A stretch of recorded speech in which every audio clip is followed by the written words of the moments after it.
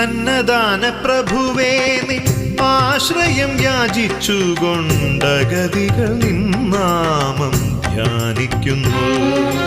അത്താഴ പട്ടിണിക്കാർ തിരുവയ്ക്കത്തെത്തുമ്പോൾ ഒരു പിടി അന്നം നൽകും ഭഗവാനേ.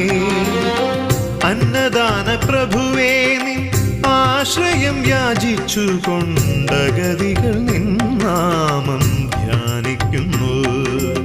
ഓ ശംഭോ ശിവശംഭോ സ്വയംഭോ